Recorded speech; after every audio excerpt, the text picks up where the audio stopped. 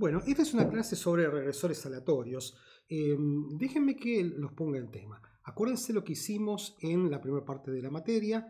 Este que está acá es este es el modelo lineal general.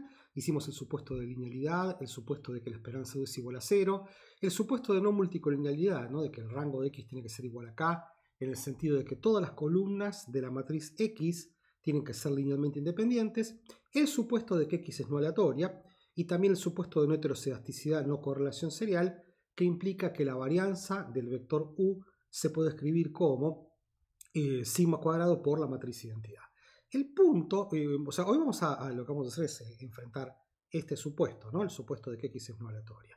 En una disciplina social como la economía, es casi seguro lo opuesto, que X es aleatoria. Entonces la primera pregunta es, ¿por qué hemos supuesto que X es no aleatoria? Por simplicidad analítica. Básicamente eso, es más fácil sacar cuentas, por lo menos en este curso, cuando X es no aleatoria. Pero cuando uno lo piensa conceptualmente, en una disciplina social como la economía, es casi seguro que X es aleatoria, ¿no? Primero piensen en la siguiente cosa, ¿en qué contexto uno puede decir que X es no aleatoria? No aleatoria significa determinístico, fijo. El típico contexto en el cual X es no aleatoria es en un contexto experimental, ¿no?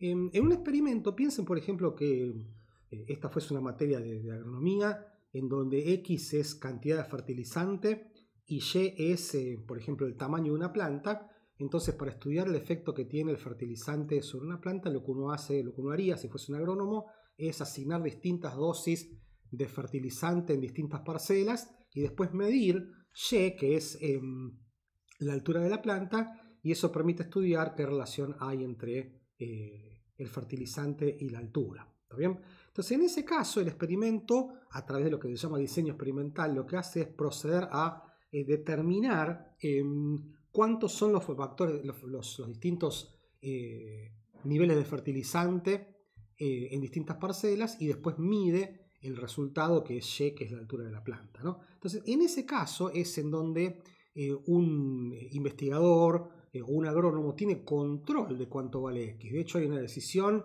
uno lo puede escribir en un papel, y si de repente tiene ganas de replicar el experimento, lo que hace es repite cuánto valen las X. Entonces, ese es el marco en el cual, en general, se cree que X es no aleatoria, ¿no? Pero en una disciplina como la economía, más allá de lo que ha pasado en los últimos años con el aumento del enfoque experimental en economía, la mayoría de las situaciones que van a enfrentar se refieren a cuestiones observacionales, ¿no? Por ejemplo, piensen que si Y son salarios y X es educación, medida en años, como hemos visto en muchos ejemplos, resulta que no hay un experimento que determina cuál es la educación cuál es el nivel de educación de las personas y como resultado vemos los salarios, sino que la gente toma sus decisiones de la educación. Es más, mucha gente toma la decisión de educarse más o menos pensando en que posiblemente acceder a una mejor educación le va a permitir mejorar sus condiciones de vida a través de su salario. Entonces X, en una disciplina como la economía, difícilmente esté determinada por un experimento, ¿está bien? En todo caso, se determina por las acciones de las personas, que a su vez toman decisiones acerca de X mirando otras variables.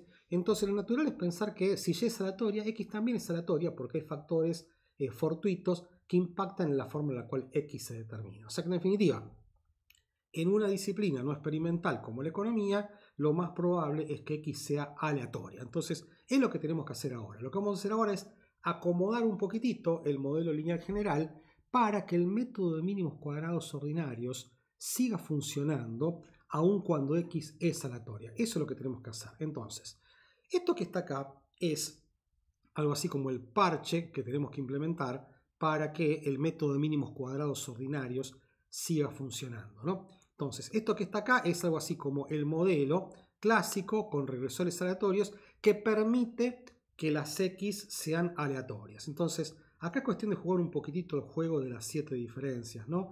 Fíjense qué hay de nuevo y qué hay de viejo. El supuesto de linealidad lo vamos a mantener, ¿está bien? Acá no hay nada nuevo. El que es nuevo es este. Esto es nuevo, ¿está bien? Es lo que se llama supuesto de exogeneidad estricta. Dice que ahora que permitimos que las X sean aleatorias, tenemos que exigir que la esperanza de U dado X es igual a 0. Esto es difícil de entender, de hecho, en el próximo slide justamente me quiero dedicar exclusivamente a entender qué significa que la esperanza de U de X es igual a 0. Después vamos a mantener el supuesto de no multicolonialidad, ¿está bien? Y ahora estamos permitiendo, obviamente, que X sea aleatoria. Y el resto lo mantenemos también en forma idéntica, o sea, estamos manteniendo el supuesto de no heterocedasticidad, no correlación serial. Entonces, fíjense de vuelta, de comparar qué hay de nuevo, qué hay de viejo. Lo que está pasando es que cuando permitimos que X sea aleatoria, ¿está bien? O sea, una vez que nosotros dejamos que X sea aleatoria, resulta que tenemos que ir a un supuesto nuevo, ¿está bien? Que es que la esperanza de U dado X es igual a 0. Entonces, justamente lo que quiero que estudiemos ahora, que discutamos, es qué significa que la esperanza de U dado X es igual a 0. Es complicado, ¿está bien? Lo primero que tenemos que desandar es la idea de esperanza condicional, que yo estoy suponiendo que alguna cosa tienen que haber visto en alguno de los cursos de estadística, ¿no? Acuérdense de la siguiente cosa, déjenme que lo escriba por acá arriba, ¿no? Les recuerdo que era la esperanza de una variable aleatoria, ¿no? La esperanza de una variable aleatoria X, ¿está bien? Es la suma continua, esto es un integral, no se nota pero es un integral, de todos los valores que puede tomar X ponderados por sus chances de ocurrencia. ¿Está bien? Esto es el valor esperado de una variable aleatoria continua, ¿no? Es difícil dar una definición precisa de qué significa la esperanza condicional, ¿no? Porque formalmente es un objeto complejo, pero vamos a decir que la esperanza condicional hace el siguiente trabajo. Para cualquier par de variables aleatorias, y y z, la esperanza de la variable aleatoria y, dado que la variable aleatoria z toma un valor en particular, z minúscula, es el valor esperado que toma y, dado que z es igual a z minúscula. ¿Está bien? Déjenme contarles un ejemplo bastante estúpido. Por ejemplo, una cosa es cuánto vale la altura promedio de todos ustedes y otra cosa es cuánto vale la altura promedio para los alumnos que tienen 21 años. ¿Está bien? Entonces, en ese caso, estamos hablando del valor esperado de la variable aleatoria altura, dado que la variable aleatoria edad toma valor igual a 21. Acá hay una cosa que es muy importante. ¿A qué se refiere esta notación que vamos a utilizar muchas veces? ¿Está bien? Que es la esperanza de y dado z. ¿Está bien? Digo, diferencienla de esta otra notación. En esta primera notación, esta que está acá, nosotros estamos fijando un valor de z, z minúscula, y acá estamos hablando de una especie de genérico, ¿está bien? Una especie de genérico, en donde hablamos de la esperanza de y dado z. Fíjense la siguiente cosa. Y es una variable aleatoria, ¿está bien? La esperanza de y, o la esperanza de x, o la esperanza de cualquier variable aleatoria es un número. La esperanza de y, dado que z es igual a z minúscula, es un número. Pero la esperanza de y dado z, en términos genéricos, como acá arriba, es una variable aleatoria. ¿Está bien?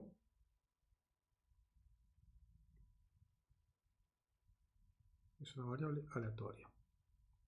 ¿Por qué? Piensen en la siguiente cosa. Una cosa es la edad promedio, perdón, la altura promedio de todos ustedes.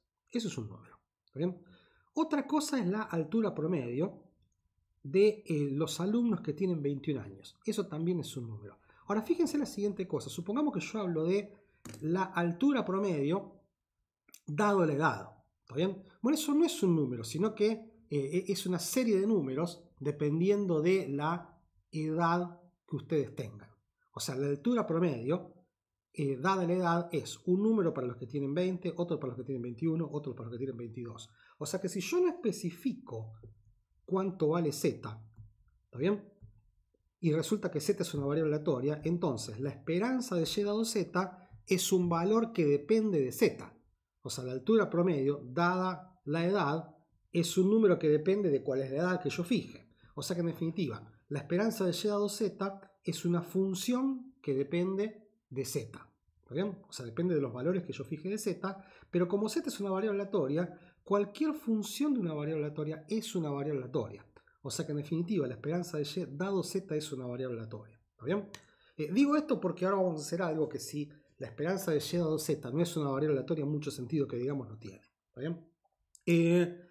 Resulta que la primera propiedad importante que tiene la esperanza condicional es esto que está acá, que dice que la esperanza de y por z dado z es igual a z por la esperanza de y dado z. No me interesa tanto la demostración. Lo que me interesa de esto que está acá es que vean qué significa.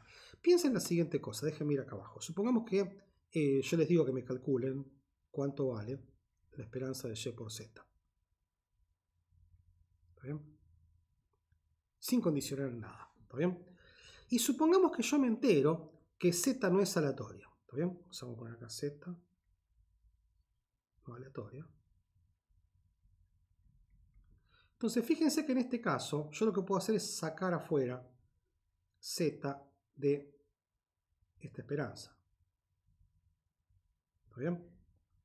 ¿Por qué? Porque z es no aleatoria. Acuérdense que las cosas que son no aleatorias de la esperanza salen como factor común. Pero fíjense que si z es aleatoria, yo no lo puedo sacar de la esperanza.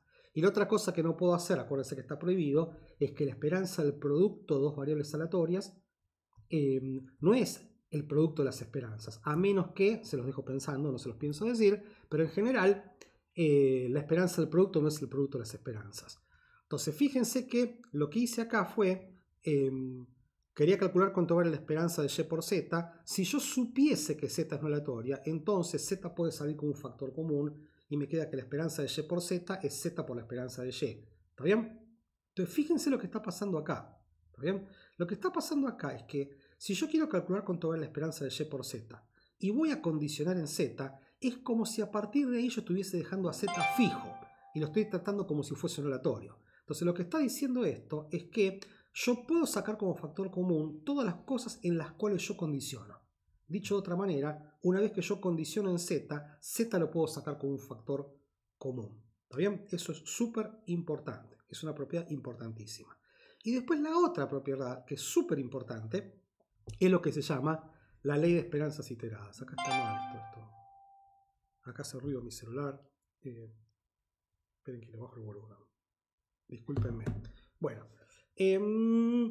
A este resultado se lo llama ley de esperanzas iteradas. Es tan importante que en muchos libros avanzados van a encontrar que se define a la esperanza condicional como una variable aleatoria que tiene la propiedad de la ley de esperanzas iteradas. ¿Está bien? Primero les digo les leo lo que es esto y después les voy a dar un ejemplo, ¿no? Lo que dice la ley de esperanzas iteradas es que la esperanza de y es igual a la esperanza de y dado z. ¿Está bien? Otra forma de decirlo es que lo que dice la ley de esperanzas iteradas es que la esperanza de y se puede calcular de dos formas. Una que es la que ya conocemos, que es algo así como un método directo, o sea, sumo todos los valores de y ponderados por su chance de ocurrencia. Y lo que dice la ley de esperanzas iteradas es que la misma esperanza de y se puede calcular con un método indirecto. O sea, primero calculo cuánto vale la esperanza de y dado z y después calculo cuánto vale la esperanza de y dado z. ¿Está bien? Esto vamos a ver que es analíticamente muy útil para lo que vamos a hacer. Déjenme que les cuente un ejemplo. O sea, la demostración es fácil, pero realmente lo que me parece que es sofisticado de entender es cómo funciona el concepto. Supongamos que en esta materia hay mitad mujeres y mitad hombres. ¿Está bien? Insisto, el argumento no depende de que ese supuesto sea cierto. Entonces, supongamos que en esta clase la mitad de ustedes son varones, la mitad de ustedes son mujeres. Y supongamos que yo quiero calcular cuánto vale la edad promedio. Entonces, yendo por el método directo, lo que tendría que hacer es preguntar la edad a cada uno de ustedes, sumarlas y dividirlas por la cantidad de personas. ¿Está bien? Bueno, eso es el método directo. La otra cosa que podría hacer es la siguiente. Podría partir a la clase en dos grupos, los hombres y las mujeres. ¿Está bien?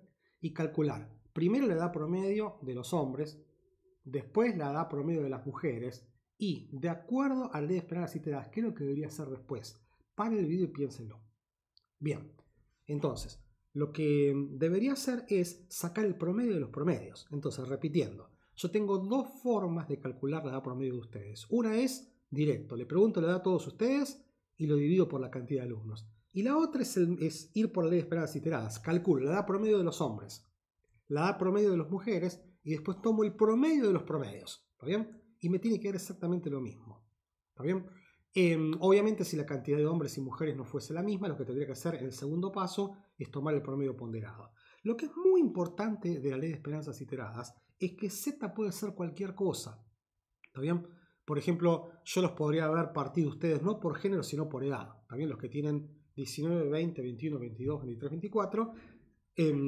Perdón, ahí lo hice con la edad. Y calcular con la altura promedio. Por ejemplo, calcula la altura de los que tienen 19, la altura promedio de los que tienen 19, 20, 21, 22. Y después tomo el promedio de los promedios. ¿Está bien?